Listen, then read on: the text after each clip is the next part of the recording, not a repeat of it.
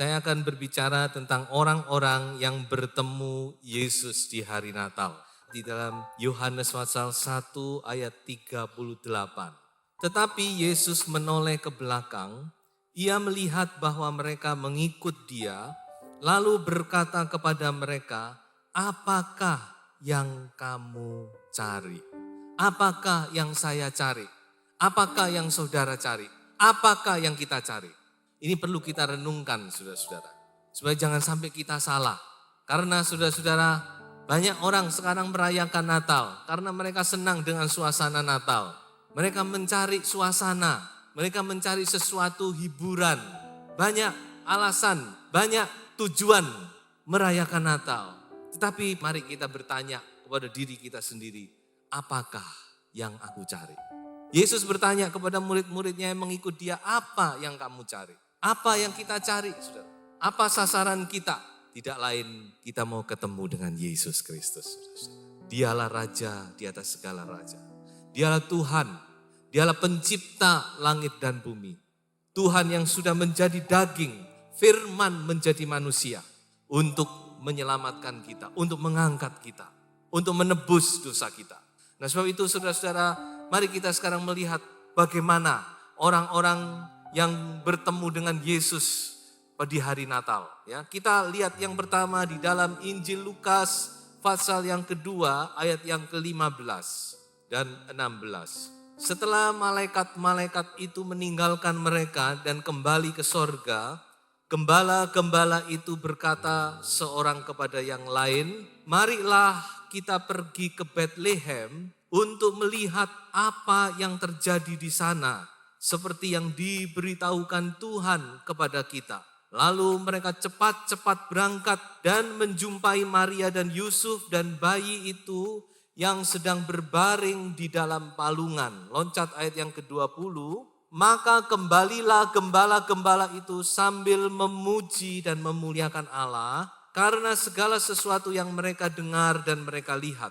Semuanya sesuai dengan apa yang telah dikatakan kepada mereka. Ini adalah kelompok pertama dari orang-orang yang bertemu dengan Yesus di hari Natal, yaitu para gembala.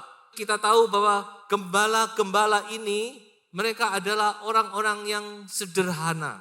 Tetapi aneh, justru merekalah yang pertama-tama dilawat oleh Tuhan. Merekalah yang pertama-tama mendengar tentang berita Natal. Merekalah yang pertama-tama menerima kunjungan daripada malaikat sorga tentang Natal ini. Di sini kita melihat bahwa Tuhan itu memperhatikan. Mungkin orang tidak memperhatikan, mungkin dunia tidak memperhatikan, mungkin masyarakat meremehkan. Tetapi Tuhan di tempat yang maha tinggi, Dia memperhatikan sampai orang-orang yang sederhana sekalipun. Mari kita baca sejenak di dalam Injil Matius pasal 5 ayat 3 dan 4. Bagaimana saudara-saudara Tuhan Yesus berkata, tidak peduli siapapun juga, tapi ini adalah satu syarat kalau kita mau menerima lawatan Tuhan.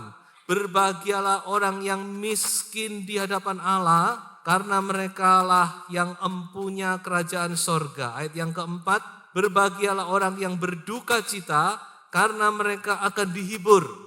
Ini adalah golongan orang-orang yang sederhana. Miskin di sini bukan berarti miskin secara ekonomi, walaupun termasuk di dalamnya. Tapi yang teristimewa, saya yakin gembala-gembala ini adalah orang-orang yang di hadapan Tuhan, saudara, tidak ada sesuatu yang dibanggakan. Sebab itulah Tuhan berkenan melawat mereka, memberitakan berita Natal langsung dari sorga, saudara-saudara.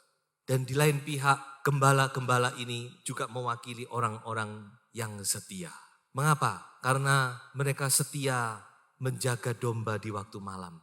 Ketika orang-orang lain tertidur nyenyak, mereka masih ada di padang, saudara-saudara. Tidak mudah ya, melean, menjaga, itu tidak mudah. Berat, tetapi itulah yang mereka lakukan. Mereka setia dan kesetiaan mereka itu tidak sia-sia. Kesetiaan itu tidak sia-sia. Kalau saudara membaca Amsal juga dikatakan Tuhan mencari orang-orang yang setia. Di mana dapat dijumpai orang-orang yang setia? Saya yakin para gembala ini adalah orang-orang yang setia. Itulah sebabnya Tuhan lawat mereka. Saudara kalau perhatikan, tidak ada ceritanya orang lain yang dilawat langsung dari sorga malaikat memberitakan berita Natal. Kesetiaan itu tidak sia-sia. Mari kita lihat beberapa ayat. Di dalam 1 Samuel 26 ayat 23 dikatakan Tuhan itu memberkati orang-orang yang setia. Tuhan akan membalas kebenaran dan kesetiaan setiap orang. Tuhan memberi upah. Setia itu saudara sangat penting. Jadilah orang-orang yang setia.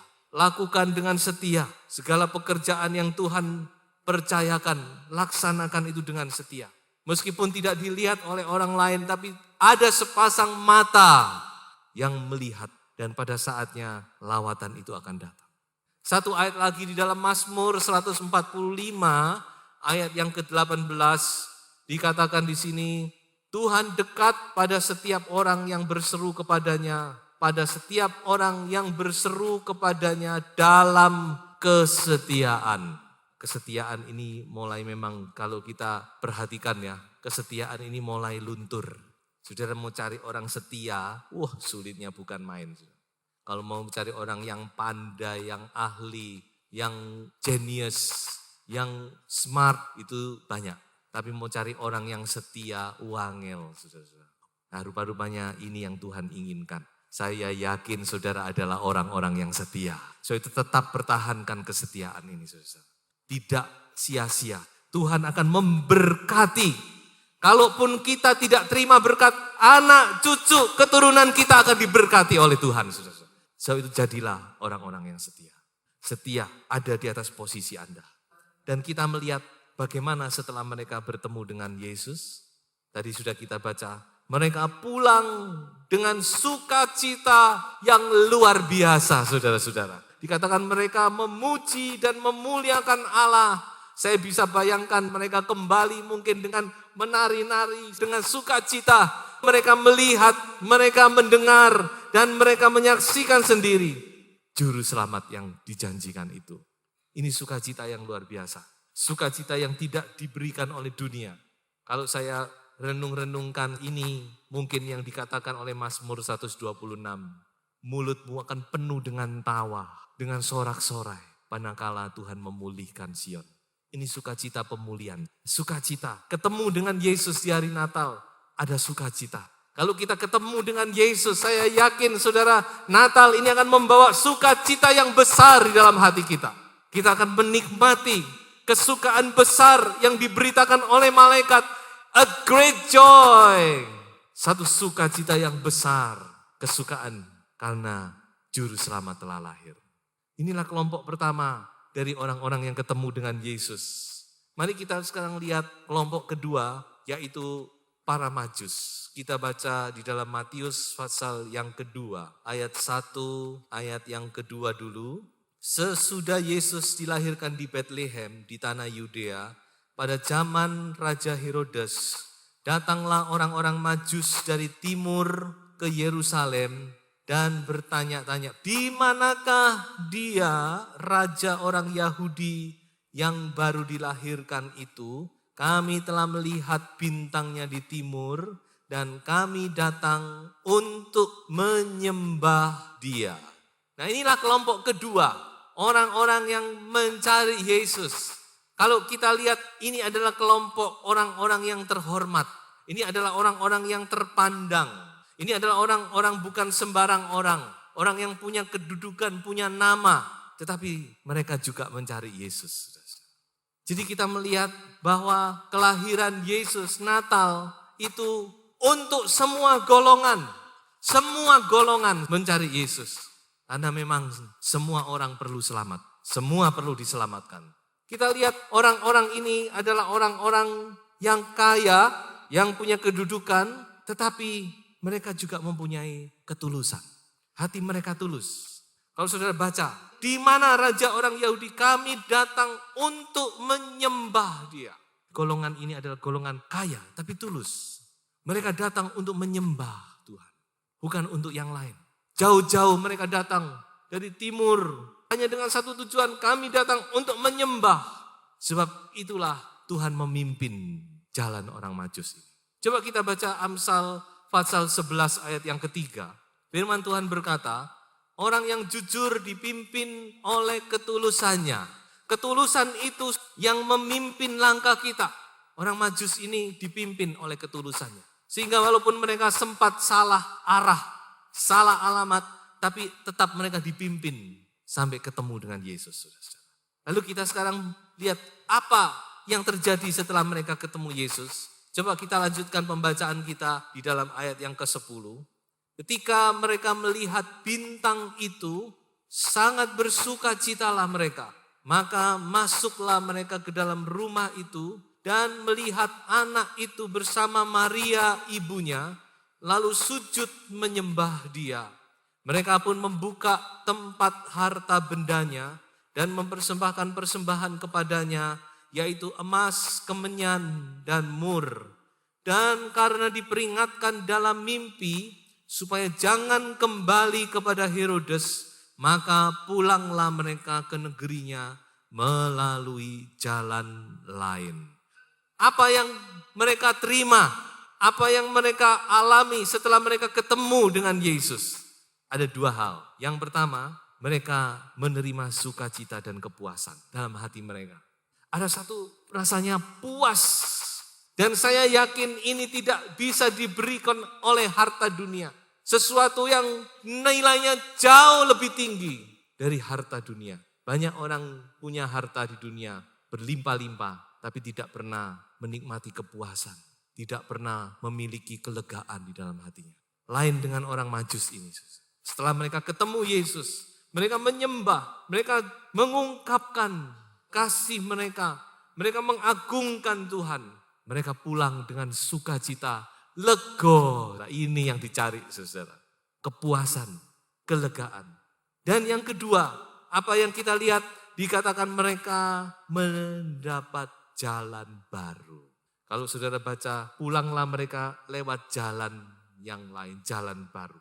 Ini gambaran bagaimana kehidupan mereka berubah. Ada satu perubahan, cara hidup, gaya hidup yang berubah. Ketemu Yesus, pulang dengan satu perubahan. Ada satu perubahan yang terjadi. Memang luar biasa.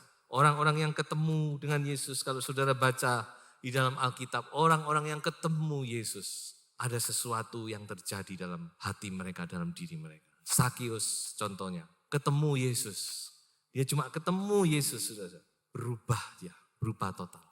Nah demikian juga dalam kehidupan kita. Datang, ketemu Yesus, maka ada satu perubahan yang terjadi dalam kehidupan kita. Kalau kita bertemu dengan Juru Selamat, maka berubah. Segala sesuatu berubah. Sudah persepsi kita berubah, pandangan kita berubah. Penilaian kita berubah. Segala sesuatu diubah oleh Tuhan. Diubah oleh firman Tuhan, saudara-saudara. Menjadi sesuatu yang bernilai. Mereka tidak lagi kembali kepada jalan yang lama. Tapi sekarang mereka jalan dalam satu jalan yang baru. Ada sesuatu yang terjadi dalam kehidupan mereka. Dan kelompok yang ketiga. Kita baca itu di dalam Injil Lukas pasal yang kedua. Ayat 25. Ini adalah kelompok Simeon dan Hana. Ayat 25, adalah di Yerusalem seorang bernama Simeon. Ia seorang yang benar dan saleh, yang menantikan penghiburan bagi Israel. Roh Kudus ada di atasnya dan kepadanya telah dinyatakan oleh Roh Kudus bahwa ia tidak akan mati sebelum ia melihat Mesias, yaitu dia yang diurapi Tuhan. Ia datang ke bait Allah oleh Roh Kudus ketika Yesus anak itu dibawa masuk oleh orang tuanya untuk melakukan kepadanya apa yang ditentukan hukum Taurat. Nah, kita baca dulu sampai di sini.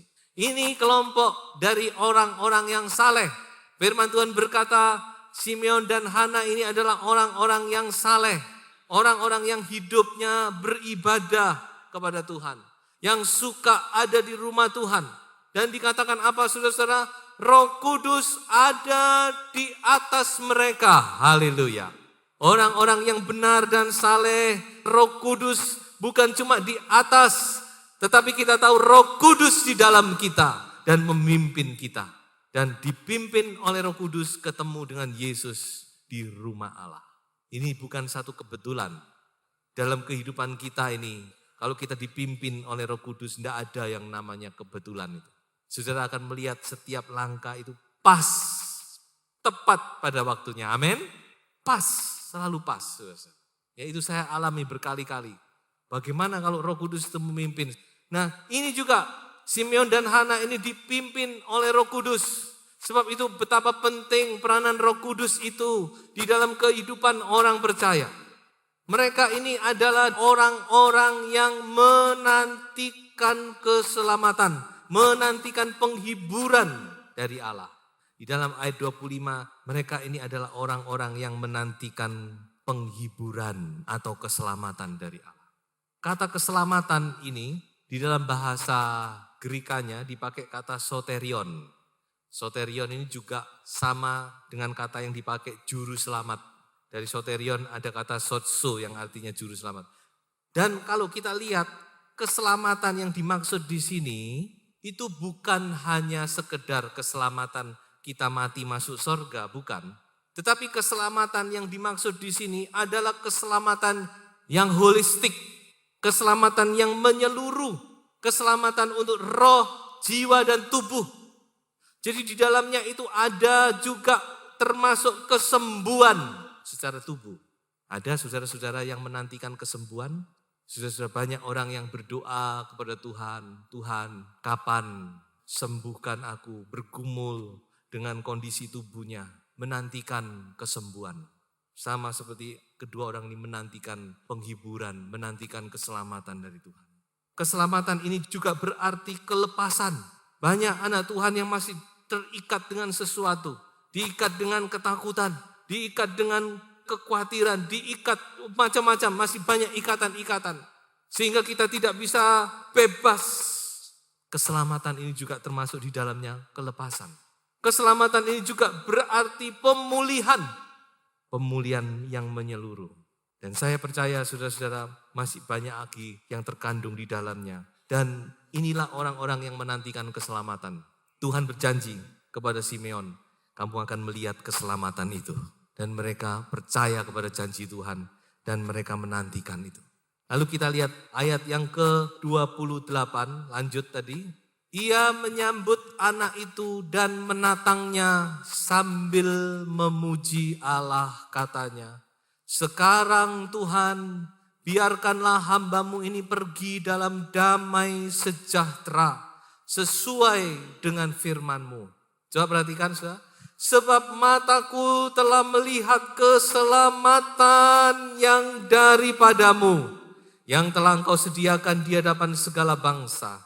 Yaitu terang yang menjadi pernyataan bagi bangsa-bangsa lain dan menjadi kemuliaan bagi umat-Mu Israel.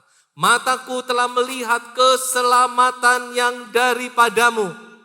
Simeon dan Hana menantikan keselamatan dan keselamatan itu kini tiba. Mereka nikmati, mereka alami itu saudara-saudara. Dengan lain kata, penantian mereka tidak sia-sia. Apa yang selama ini mereka nanti-nantikan. Mereka berpegang kepada firman Tuhan. Mereka percaya janji Tuhan. Dan mereka setia dan menantikan keselamatan itu. Dan sekarang keselamatan itu telah tiba. Mataku telah melihat keselamatan yang daripadamu. Adakah saudara menantikan pertolongan dari Tuhan? Menantikan keselamatan dari Tuhan? Saya yakin setiap kita pasti menantikan. Pemulihan dalam keluarga. Pemulihan secara ekonomi, pemulihan kepada anak-anak kita, pemulihan hubungan suami istri, kesembuhan tubuh, kelepasan dan sebagainya. Saudara sudah menanti dan saya percaya itu akan tiba kepada saudara. Mari kita baca Mazmur 27 ayat 13 dan ayat yang ke-14. Sesungguhnya aku percaya akan melihat kebaikan Tuhan di negeri orang-orang yang hidup. Ayat 14, nantikanlah Tuhan, kuatkanlah dan teguhkanlah hatimu. Ya, nantikanlah Tuhan. Inilah pemazmur berkata, dia percaya, dia akan lihat keselamatan itu, dia akan nikmati keselamatan itu. Jadi dia mendorong kita, nantikan Tuhan. Mazmur 37 ayat yang ke-34. Nantikanlah Tuhan dan tetap ikutilah jalannya, maka ia akan mengangkat engkau untuk mewarisi negeri dan engkau akan melihat orang-orang fasik dilenyapkan. Ini juga janji Tuhan. Tidak tahu berapa lama sudah Simeon ini menerima janji itu. Tetapi dia percaya dan dia tetap di bawah pimpinan Roh Kudus. Dipimpin oleh Roh Kudus setiap hari, setiap langkahnya. Sampai satu kali dia ketemu dengan apa yang dia nantikan. Apa yang Tuhan janjikan. Dia melihat keselamatan yang daripada Tuhan. Dan sukacita itu melimpah kembali. Inilah yang saya maksud. Yang terpenting kita ketemu dengan Yesus sendiri, saudara-saudara. Disitulah intinya. Ketemu dengan Yesus. Maka saudara akan menerima sukacita. Maka saudara akan menerima kelegaan. Maka saudara akan menerima jalan yang baru. Maka saudara akan menerima keselamatan yang saudara nanti-nantikan. Segala sesuatu terjawab di situ. Dan inilah saatnya yang sangat indah. Kita merayakan Natal. Kita mau menyambut dan kita mau ketemu dengan Yesus Kristus. Orang yang ketemu dengan Yesus, kita tidak pernah sia-sia. Saya tutup dengan 2 ayat. Ibrani 11 ayat yang ke-6, bagian B saja kita baca.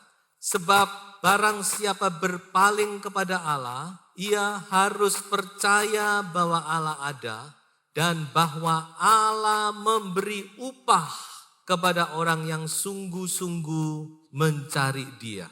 Kalau saudara ketemu dengan Tuhan, pulang dengan berkat-berkat Tuhan. Yesaya 45 ayat yang ke-19. Tidak pernah aku berkata dengan sembunyi atau di tempat bumi yang gelap. Tidak pernah aku menyuruh keturunan Yakub untuk mencari aku dengan sia-sia. Haleluya. Ada amin saudara? Tidak sia-sia saudara. Kalau saudara ketemu dengan Yesus, maka berkat-berkat Allah akan menyertai saudara sepanjang tahun yang baru sampai selama-lamanya dan sampai selama-lamanya. Tuhan memberkati saudara-saudara semua. Haleluya.